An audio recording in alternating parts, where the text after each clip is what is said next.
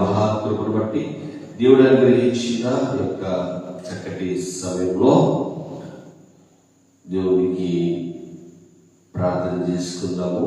అలాగే మరి ముఖ్యముగా ఈరోజు సెప్టెంబర్ మాసము 20వ తారీఖు శుక్రవారం దేవుడి ఇచ్చిన గొప్ప అవకాశాన్ని బట్టి ఆయనకి ఘనత మహిమ కలుగునుగాక.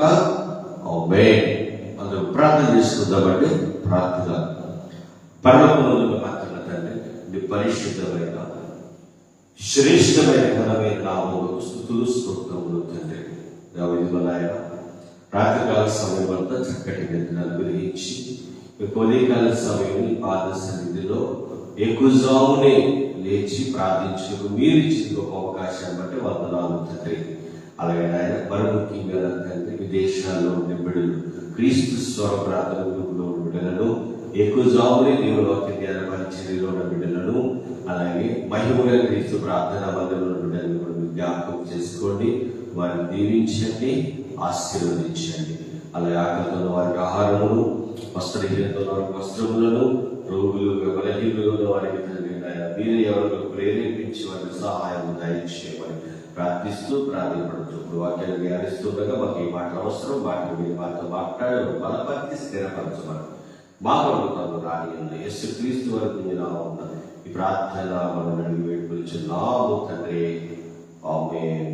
ఆమేన్. అందరికీ మరొకసారి ప్రభు వందనాలు తెలియజేసుకుంటూ ఉన్నానండి. ఈరోజు కూడా సమయాన్ని సద్వినియోగం చేసుకోవడం ఎలా? ప్రియ సహోదరి సహోదరులారా, మనందరం కూడా ఎప్పుడు ప్రతిరోజు కూడా సమయాన్ని సద్వినియోగం చేసుకోవాలి.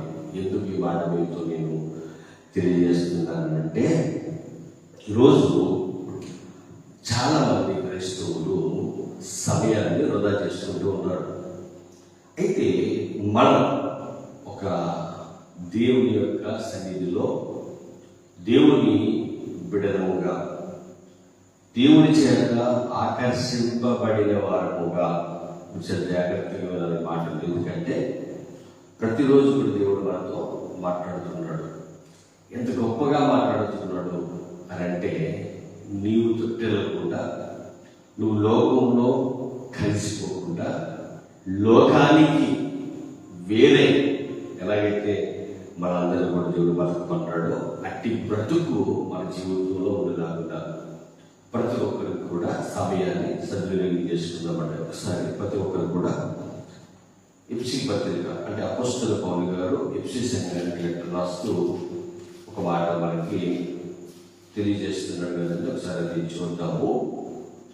5వ అధ్యాయము, ఎఫ్సీ రాసిన పత్రిక 5వ అధ్యాయము 15వ వచనంలో ఏమని రాయబడుతున్నాడంటే, దినములు చెడ్డవి కనుక మీరు సమయమును పోనీయక సద్వినియోగము చేసుకొనుచు అజ్ఞానుల వలె కాక జ్ఞానుల వలె నడుచుకున్నట్లు జాగ్రత్తగా చూచుకోండి.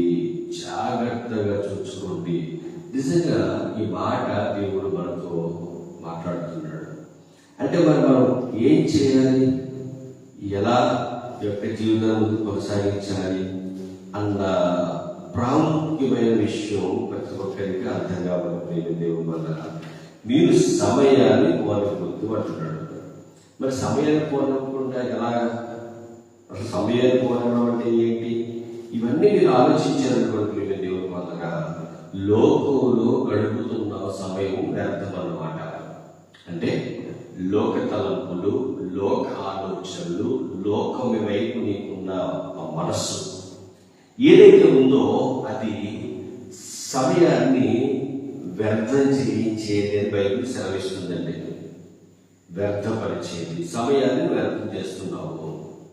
మరి సమయాన్ని ఎలా సద్వినియోగం చేసుకోవాలి అని ఒకవేళ మీకు అర్థం కాకపోతే, మీకు ఆ విషయం తెలియకపోతే, బైబిల్ ఒక విషయం తెలియజేస్తుంది. ఏంటంటే మీరు జ్ఞానవంతులై ఉండండి.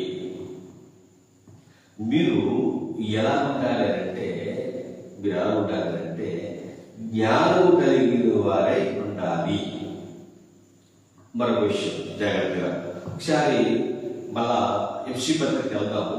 ఒకసారి అదే పౌలు గారు రోమ సంఘానికి కూడా లెటర్ రాస్తూ రోమపత్రిక, రైట్, రోమపత్రిక, రోమిలికి రాస్తూ రోమపత్రిక 11వ అధ్యాయము ఒక్కసారి 11వ వచనాన్ని చదువుతున్నాను, జాగ్రత్తగా వినండి.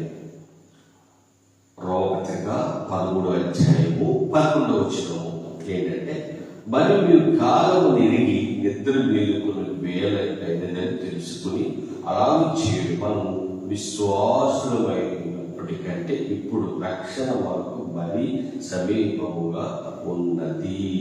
మీరు ఎలా ఉంటారట? ఎలా ఉంటారట?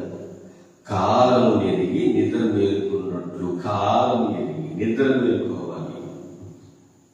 మీరు మెలకుగా ఉండాలి. మెలకుగా ఉండి ప్రార్థన చేయండి అని పేతురు గారు కూడా తన పత్రికలో రాయడం అనేది జరిగింది.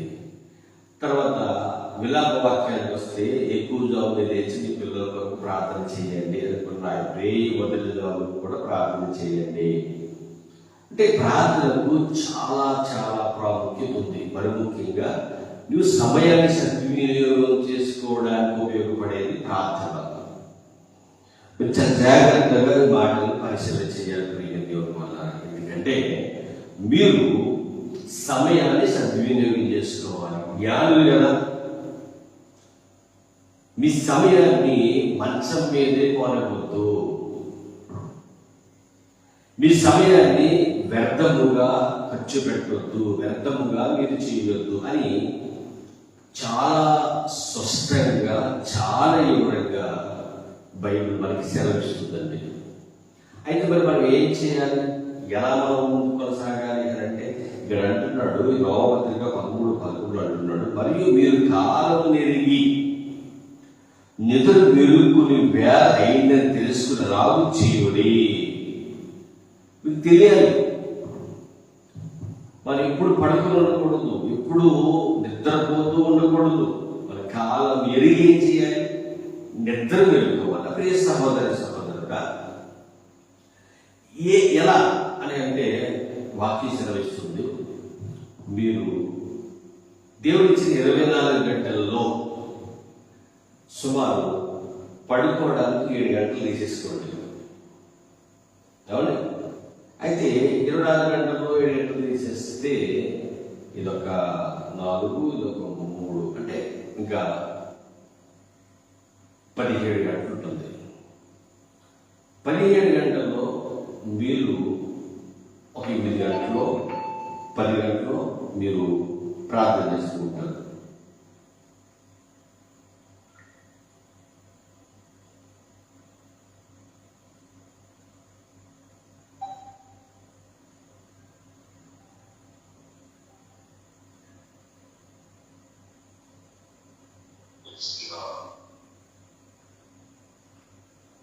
దేవుని వాక్యము బహు జాగ్రత్తగా మనం కలిగి జీవించాలి. ఎందుకంటే ప్రేమ దేవుని వల్ల ఎక్కువ జాముని మనం లేచి ప్రార్థన చేయడం వలన ఎన్నో గొప్ప కార్యాలు జరుగుతూ ఉంటాయి, ఎన్నో అద్భుతమైన కార్యాలు జరుగుతూ ఉంటాయి. ప్రియ సహోదరి సహోదరులారా, దేవుడు వాళ్ళతో ఈరోజు మాట్లాడుతున్న ఒక అద్భుతమైన మాట ఏంటంటే, నువ్వు కాలం లేని నిద్ర మేలుకో. నీవు సమయం ఏం చేయాలి? సద్వినియోగం చేసుకోవాలి. సమయమును పోనీయక మనం ఏం చేసుకోవాలి? సద్వినియోగం ఎలా చేసుకోవాలి, ఎలా మనం ఉండాలి అనే విషయంలో ఆలోచించినప్పుడు మీరందరూ కూడా ఒకసారి ఎఫెసీ పత్రికకు వచ్చేయండి. అక్కడ ఒక ప్రాముఖ్యమైన విషయాన్ని దేవుడు మనకి తెలియజేస్తూ ఉన్నాడు. 5వ అధ్యాయము 15వ వచనాన్ని మరి చదువుతున్నాను, జాగ్రత్తగా పరిశీలించండి. 15వ వచనం, దినములు చెడ్డవి కనుక మీరు సమయమును పోనీయక సద్వినియోగం చేసుకునొచ్చు, అజ్ఞానం వలె కాక జ్ఞానం వలె నడుచుకున్నట్టు జాగ్రత్తగా చూసుకుని. అజ్ఞానుల సమయాన్ని ఏం చేస్తారట? వృధా చేస్తారు. మీరు జ్ఞానవంతులుగా ఉండాలి, జ్ఞానాన్ని చూపించాలి. ఎలా ఇది మీరు జ్ఞానవంతులుగా దేవుడు ఎందుకు మాట్లాడుతున్నాడు అని అంటే, ఒకసారి తిమోతి గారికి కూడా పౌలు గారు రాస్తూ మొదటి నెట్లోనే సందర్భాలు మనకు చూపిస్తూ ఉన్నాడు. ఇది మనం కూడా జ్ఞాపకం చేసుకున్నాము. ఈ రోజు కూడా సమయాన్ని సద్వినియోగం చేసుకోవడం ఎలా అన్న అంశంలో మనం మాట్లాడదాము. నేర్చుకుందాం. మనం ముఖ్యంగా నేర్చుకుందాం. మనం నేర్చుకుంటున్న స్థాయికి వెళ్ళాలి. రైట్. ఇక్కడ ఏమన్నా అంటే, మనం సంపూర్ణ భక్తియు మాన్యతయు కలిగి నెమ్మదిగాను సుఖముగాను బ్రతుకు నిమిత్తము అన్నిటికంటే ముఖ్యముగా మనుషులందరి కొరకును, రాజుల కొరకును, అధికారుల కొరకును విజ్ఞాపనలను, ప్రార్థనలను, యాచనలను, కృతజ్ఞతాస్తుతులను చేయవలెనని హెచ్చరించుచున్నాను. ఇది మంచిది, మన రక్షకుడు దేవుని దృష్టికి అనుకూలమునై ఉన్నది. దేవుని మనకి మహిమ కలుగునుగాక. ఇది మన రక్షకుడైన దేవునికి అనుకూలంగా ఉంది. ప్రియ సహోదరి సహోదరుల, జాగ్రత్త ఈ మాట మనం పరిశీలన చేయడానికి ఇక్కడ ఒక విషయం చూద్దాం.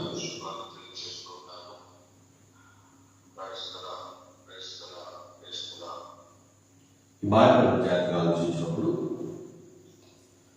ఈ పర్యట ఏది అనేకుల కొరకు ప్రార్థించడం, మీ సమయాన్ని సద్వినియోగం చేసుకోవడం అంటే అనేకుల కొరకు ప్రార్థన చేయడం.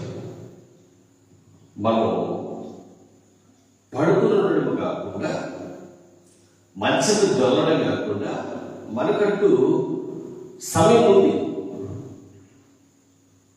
ఏంట సమయం అనంటే తెల్లవారుజామున లేచి ప్రార్థన చేయడం. ఇప్పుడు చాలా మంది టైంలో ఆన్లైన్ కార్యక్రమాలు జరిపిస్తూ ఉంటారు. కరెక్ట్గా 5 అయింది కదండి, ఇప్పటి నుంచి 6-6:30 వరకు. ఎందుకు వాళ్ళు అంటే సమయాన్ని సద్వినియోగం చేస్తున్నారు.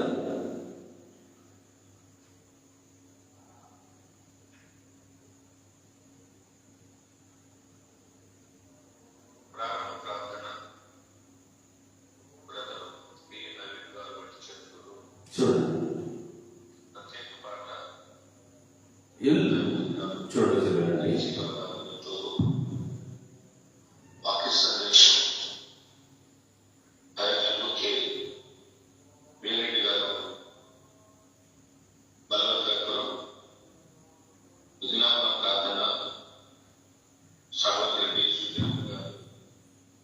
అంటే విషయం ఎందుకు మీకు వినిపిస్తున్నారంటే, చాలా మంది అండి ఏకూజాముని దేవుని వాక్యము ధ్యానించిన చాలా మంది.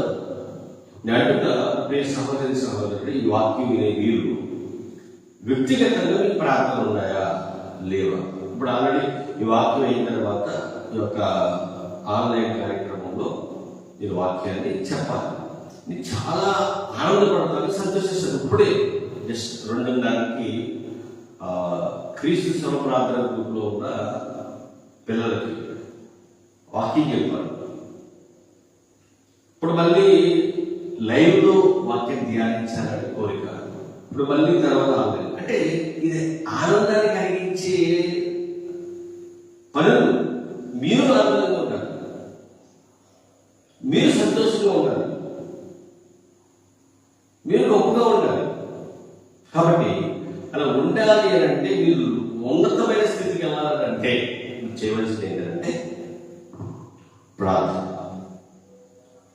సమయాన్ని వ్యర్థం చేయకుండా సమయాన్ని ఏం చేయాలంటే సద్వినియోగం చేసుకోవాలి.